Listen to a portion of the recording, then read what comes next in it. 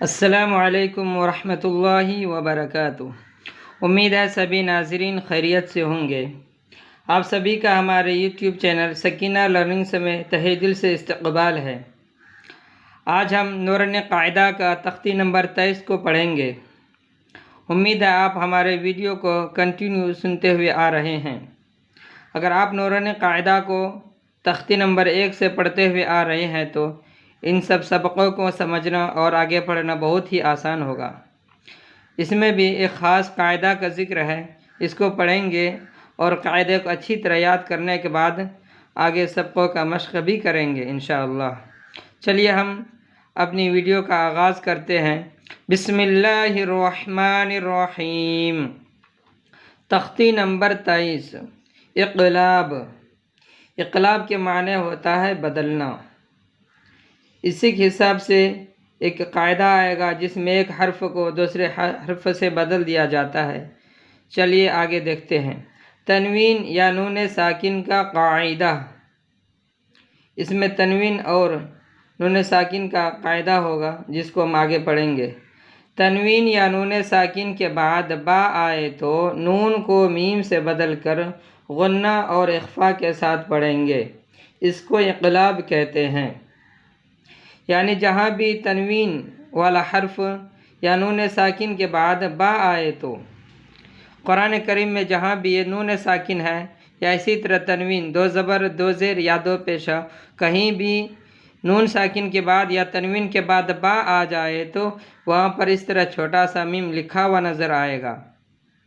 اس میں یہ ہوگا کہ جو نون ساکن ہے اس کی جگہ میں میم کو پڑھیں گے، نون کو میم سے بدل دیں گے، چینج کر کے میم کو میم سے ملا کر پڑھیں گے۔ اس وقت نون کو نہیں پڑھا جائے گا، اسی کو بتایا جا رہا ہے۔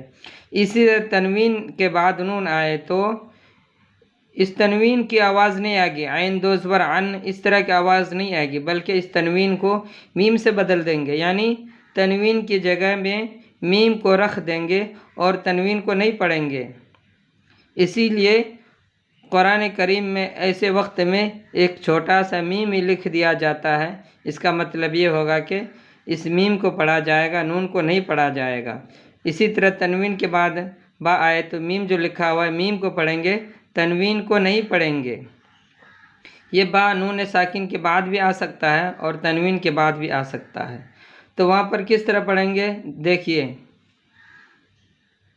مثلا مم بخیلا اس طرح ہوں گے، یعنی میم میم زبر مم، با زبر با، مم با،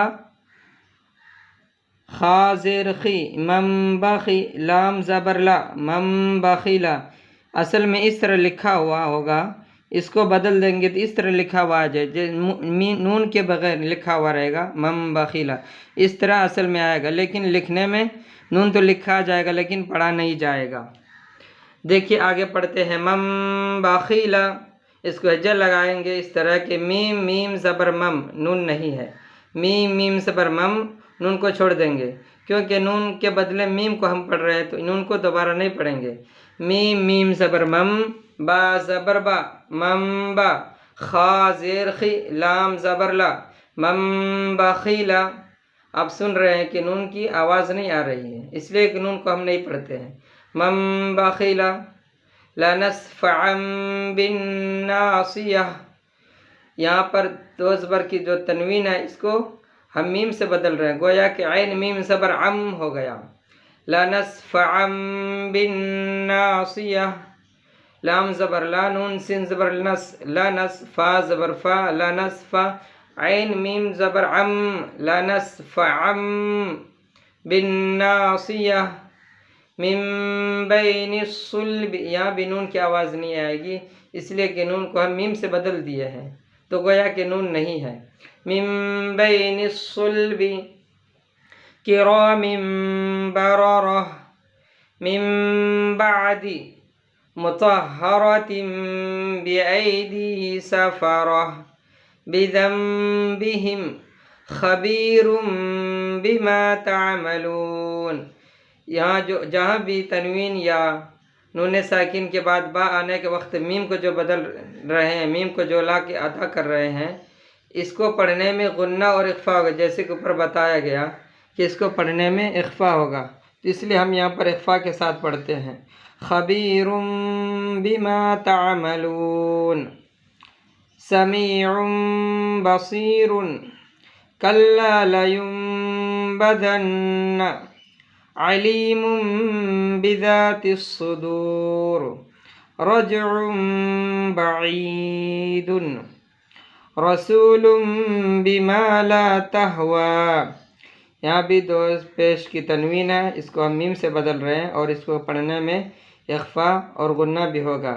رسول بما لا تہوی، میں سمجھتا ہوں کہ اس کو ہجر لگا کر شروع سے آخر تک پڑھنے کی ضرورت نہیں ہے، اس لیے کہ اگر ہمارے چینل پر شروع سے جڑے ہوئے ہیں تو ہجر لگانے کا طریقہ آپ کو معلوم ہو گیا ہوگا، اس لیے مزید ہجر لگا کر سکھانے کی ضرورت نہیں ہے۔ آپ ہجر لگا کر تھوڑا تھوڑا پڑھیے، انشاءاللہ اس کا بہت فائدہ حاصل ہوگا۔ چلیے ہم یہاں سے اپنی سبق کو ختم کرتے ہیں، انشاءاللہ پھر اگلا سبق کل پڑھیں گے اور آپ سے اس نئے سبق کے ساتھ ملاقات ہوگی انشاءاللہ۔ جزاکم اللہ احسن الجزاء، وعلیکم السلام ورحمۃ اللہ وبرکاتہ۔